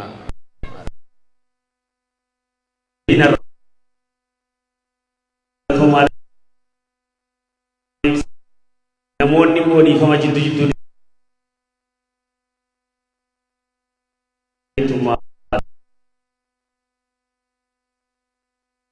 maacha keessa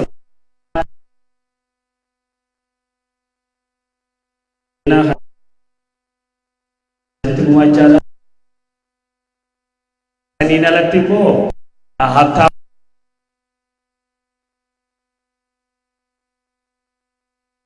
warratti wal agarra.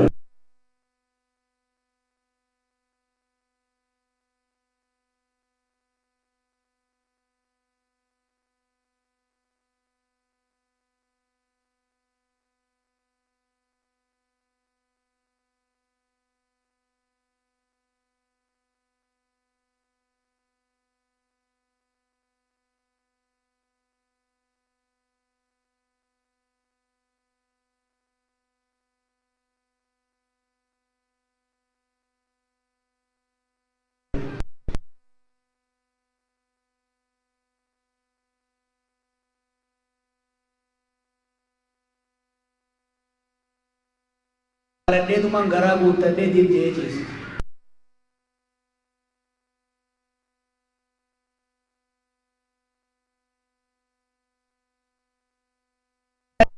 Raggaatuun dhumne heddeetu odeessitu ijoolleen rafeen bultu dabballee fi wayyaaneen rafteen bultu turte gaafa maqaa sii dhageesse. Yeroo hedduu wanni ani siin jedhu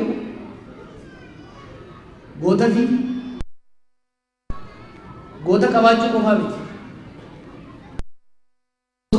Deebisanii himuun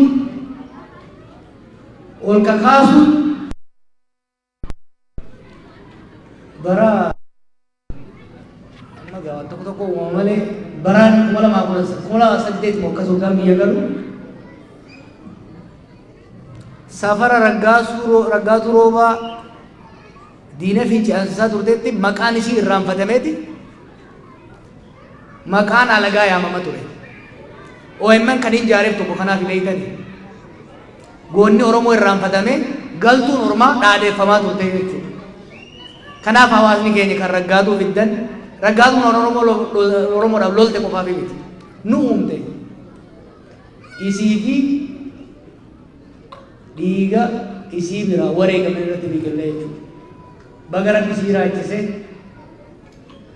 waa hedduu na yaadachiiftee waadan an sii galu abadan lafatti na fuudhee jaallan keeti abadan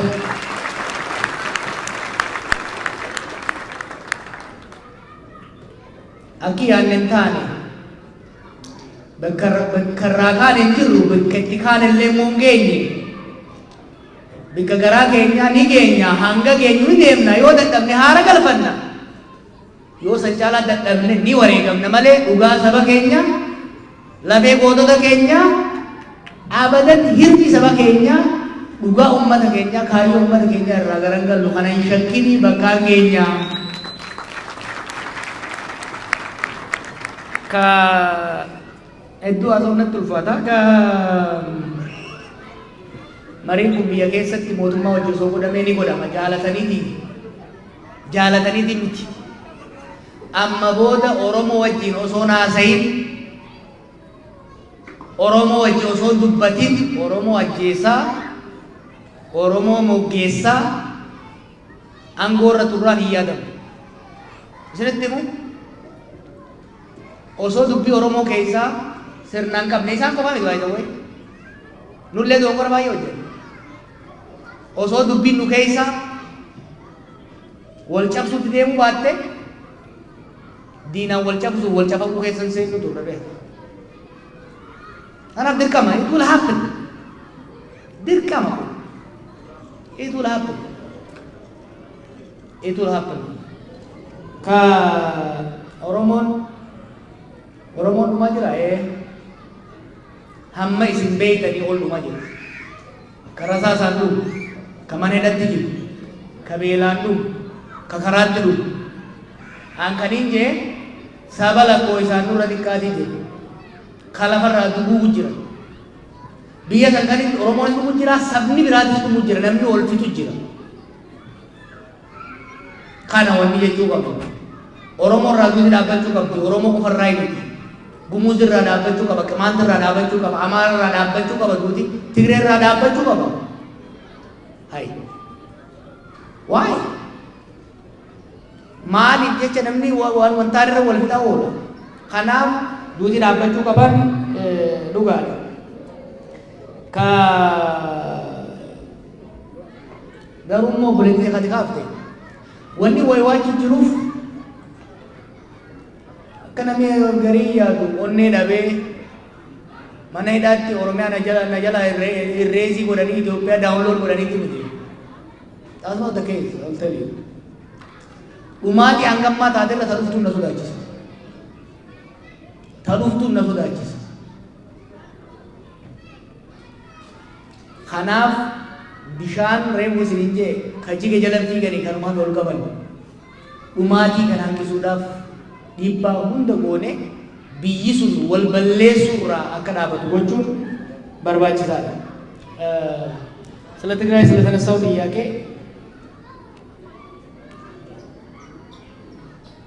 በኢትዮጵያ ውስጥ በአጠቃላይ ባለፉት ዓመታት የሆነው ነገር በጣም የሚያሳፍር የሚያሳዝን it should have never happened. የአንድ ሀገር ሰዎች ብቻ ሳይሆኑ የአንድ ፓርቲ ሰዎች ናቸው ለሁለት ተከፍለው ለሶስት ለአራት ተከፍለው አገር አባልተው 500 ዜጎቻችንን የቀጠፉት። ብዙ ዲቴል ልነግር እችላለሁ፣ ግን እስር ቤትም ሆኜ ያሰብኩት ከወጣሁ በኋላ ያሰብኩት ከአንድ ወገን ቆሜ ግፋ በለው ማለት ይሻላል ወይ በተቻለ መጠን ማቀራረቡ እስከ ዛሬ የተፈጸመውን ቁስል እየነካኩ በማድማት ማባባስ ይሻላል? አትሊስት የባሰ እልቂት እንዳይመጣ መገፋፋት ይሻላል? ትግራይ ክልል ውስጥ ብቻ አይደለም ጦርነቱ ትግራይ ላይ አልቆመም። ከትግራይ ከወጣ በኋላ ብዙ የአማራ ዞኖች በጣም አሰቃቂ ውድመት ነው የተፈጠረው። አፋር ውስጥ አሰቃቂ ውድመት ተፈጥሯል። ኦሮሚያ ውስጥ፣ ጋምቤላ ውስጥ፣ ቤኒሻንጉል ውስጥ ዛሬ ሰው እየተቀጠፈ ነው። አንደኛ በሁሉም በኩል በትግራይም ሆነ በሌላ ቦታ በአስቸኳይ ጦርነቶች መቆም አለባቸው። ሁለተኛ 30 ሚሊዮን የሚሆን የኛ ዜጋ የኛ ሀገር ሰው በረሃብ አለንጋ እየተገረፈ ነው። ትግራይ ምናልባት ወደ 90% የሚሆነው ህዝብ እርዳታ ላይ ነው ያለው። በቂ አይደለም። በነገራችን ላይ ትግራይ ላይ እርዳታ የሚቀበለው ህዝብ እርዳታ የሚያስፈልገው አይደለም። ብሩን ከባንክ ማግኘት ስላልቻለ ነው። ፋብሪካ መስራት ስላልቻለ ነው። መብራት ስለሌለ። ስለዚህ ሁለቱ አካላት የእልህ ጫወታ ቀልድ ትተው በፍጥነት ተወያይተው አንድ ዘላቂ የተኩስ አቁም ስምምነት ላይ መድረስ አለባቸው። ሁለተኛ ሰርቪስ ሪስቶር መደረግ አለበት። ኤሌክትሪክ፣ ኢንተርኔት ሰርቪስ። ምክንያቱም ይሄ ሰርቪስ ሪስቶር ከተደረገ አሁን እርዳታ ከሚጠብቀው ትግራይ ውስጥ ካለ ዜጋችን ውስጥ በአብዛኛው ከእርዳታ ነፃ የሚወጥበት ሁኔታ አለ። ያ ብቻ ሳይሆን ለአመራሩ የፖለቲካል ፕሬሸር በመቀነስ ለሰላም ያለን እድል ያሰፋል። ስለዚህ ሁለቱ መቀሌም ላይ ፊንፊኔም ላይ ያሉት ኃይሎች ኳስ ከዚህ እዛ መወራወር ትተው ድርድር በፍጥነት በማካሄድ ሰርቪስ ሪስቶር ማድረግ ብቻ ሳይሆን ወደ ኔጎሽዬሽን መልቲ ትራክ መሆን አለበት። ኢኒሺያሊ በብልጽግናና በህወሓት ወይም ደግሞ በፌዴራል መንግስትና በትግራይ ክልላዊ መንግስት መካከል ድርድር ይካሄድ። በተመሳሳይ መልኩ በፌዴራል መንግስትና በኦኤልኤ መካከል በፌዴራል መንግስትና ከሌሉ የታጠቁ ኃይሎች ጋር ድርድር ይካሄድ። የተኩስ አቁም ድርድር በተኩስ አቁም ላይ ከተስማሙ በኋላ ወደ በጋራ መጥተን ሀገራችንን ወደፊት እንዴት ማስቀጠል እንችላለን? በህዝባቻችን መካከል ያለ ግንኙነት በምን መርህ ነው መገራት ያለበት? ስልጣንና ሀብት እንዴት እንከፋፈላለን? ያጠፋን እንዴት እንቀጣለን? የሚለው ላይ አዲስ ሶሻል ኮንትራክት መፈራረም ያስፈልጋል። ሎክ ትግራይ ውስጥ ከፍተኛ ሰፈሪንግ ደርሷል። ይሄ ግጭት ግን በትግራይ ላይ ብቻ ሊሚትድ የሆነ አይደለም። የትግራይንም ጦርነት መቆም አለበት፣ ከተቀረው ኢትዮጵያ መቆም አለበት። ኮምፕሪሄንሲቭ የሆነ ሰላም እንዲመጣ ግፊት ማድረግ መቻል አለብን። ተስፋ አለኝ፣ ተስፋ ይታየኛል። አትሊስት ላስት ይር አሁን ኦገስት ነው። ኦገስት 2022 is better than ኦገስት 2021። አምና በዚህ ሰዓት ህዝባችን ሰሜን ላይ እንደ ቅጠል እየረገፈ ነበር የደሃ ልጅ። ዛሬ አትሊስት ጋብ ብሏል። ስለዚህ ለዛ ፈጣሪ ማመስገን አለብን፣ አመራሩ ማበረታታት አለብን። ነገር ግን ከዚህ የበለጠ የሚቀጥለው ኦገስት 2022 23 ከዚህኛው ኦገስት የተሻለ መሆን መቻል አለበት። ሰርቪስ ሪስቶር ተደርጎ የሰላም ድርድሮች ወደ ዘላቂ ሰላም የሚያቀርቡበት መሆን መቻል አለባቸው። ስለዚህ ጫና በሁሉም ደረጃ ለሁላችሁም እኔም ነግረው መማፀን የምፈልገው እዛ ሀገር የመጣው እልቂት በቂ ነው። ይብቃን ማለት መቻል አለበት። የፖለቲካ አመራሩ ኢጎውን ውጦ ወደ ሰላም እንዲመጣ በሁሉም ወገን ጫና ማድረግ እንጂ የእግር ኳስ ደጋፊ ይመስል በለው ጣለው እርገጠው የት እንዳደረሰን አይተናል። ያ መቆም እንዳለበት ማሳሰብ ፈልጋለሁ። ኦቦሌስኒ አከዋይ ገሬ ካፋ ወሚቦቦ ቦረ ደለጋ ቀብኔት ኮነረት ያደበ ወሎ namni kaafaa deeggaree Oromoo irratti abaa irratti afaan banu deeggaraa keenyaa miti nuti miseensa Oromiyaa jaaru miseensa sirna federaalizimii jaaru miseensa mirga namummaatiif qabsaa'uu barbaanna malee ka yaa'ii oofaa ooluun barbaannu rakkoo sanii caalaa gurguddoodha qabu warra Oromoo wajjin garaagarummaa tarsiimoo qabu. Garuu obboleeyyan keenya hedduu isaanii miseensa keenya irra ture dhugaa isaanii ni beeyna. Kanaaf nuufi isaan jidduus nuufi abaawoo jidduus garaagarummaan katarsiikoo katooftaa yoo taate malee diinummaa hin qabdu. Kana warri akkasitti oofan irraa akka dhaabatan gochuun barbaachisaadha. Ka warra asii galee gurbaan asii kaafta.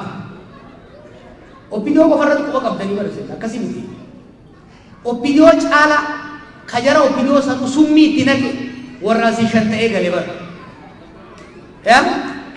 Asitti antana faada dubbachuu illee barbaadu ture. Amma tuttuqanii na dubbisuu barbaada. 2016-2017 aangoo jara harkaa micciirree hoggaa baasuu deemnu walgayaati waltaati aangoo fudhadhaa jennaan waliin haasa'u walga'uu dadhabaniif aangoon opiniyoo kennan har'a dhaabaaruu barbaadu. San qofaa miti. Eega jarri aangoo qabate immoo hunduu boorsaa fannifatee dhaqeeti yaa'ii rabsha waggaa 20 achitti biyya keessa dhaqanii biyya waliin dhaqan. Ammallee asitti immoo namni sirna san keessa warri sirna san keessa seenee nama fichisiisu hedduun warra kalee qabsaa'atiin jechaa ture. Amma booda sun hin jiraatu. Amma booda sun hin jiraatu. Amma booda biyya alaa jaarmeen siyaasaa hin jiraatu. Achumatti wal marqine wal sirreessine malee amma booda isin dhufne asii summii fe'annee hin gallu jechuudha. Kana beekaa kana qabadhaa.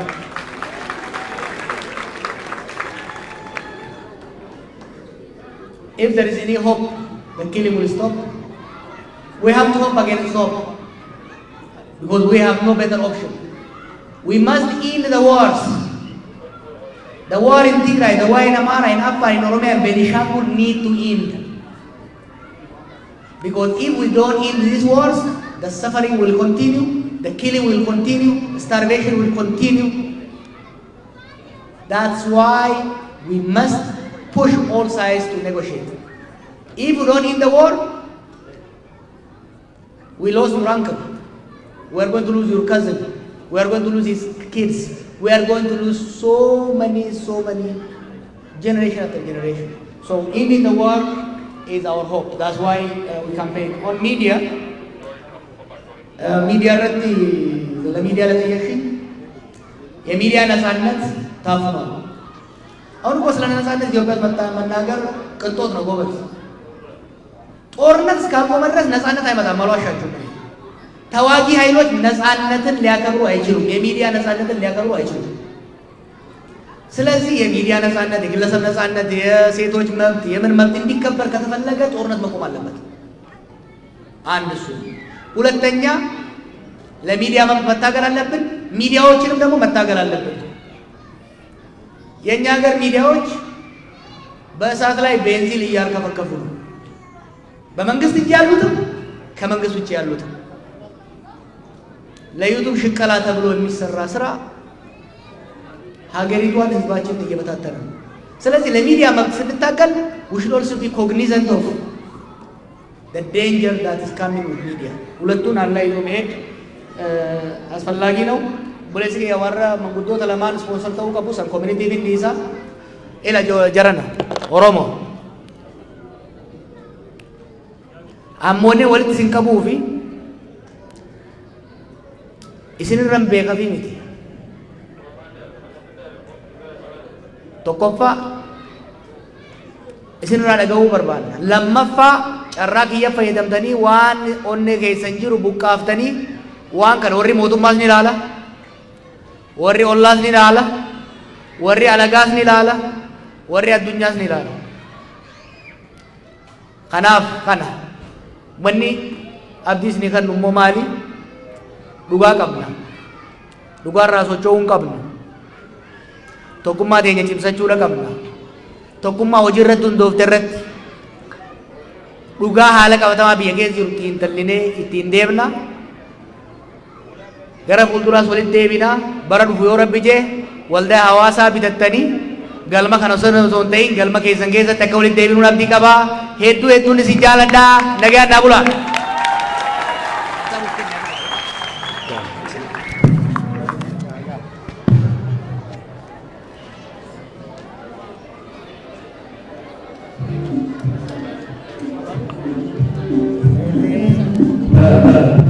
Ayyaana keenya waliin jennee namoonni gartee waan adda addaa dhugumaachaa akkasumas isin jennee warri waa argate qabatanii kan akka hin taane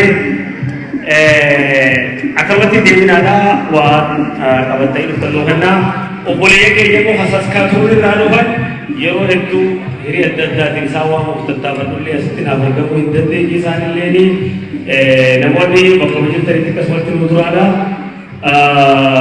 Warri waa qabatanii kenninaaf waan adda addaa ta'e dhuftan asumatti akkasitti akka jaarmaatti saqqabanis godhuu dandeessan namoota dhuunfaa irratti sagantaan silaa qabannee dhufne sagantaa kanatti aanee sagantaa bohaartiitii fi bashannanaatiitu jira ture. Sagantaan bohaartii fi bashannanaa sun ammatti adeemsifamuu hin dandeenye.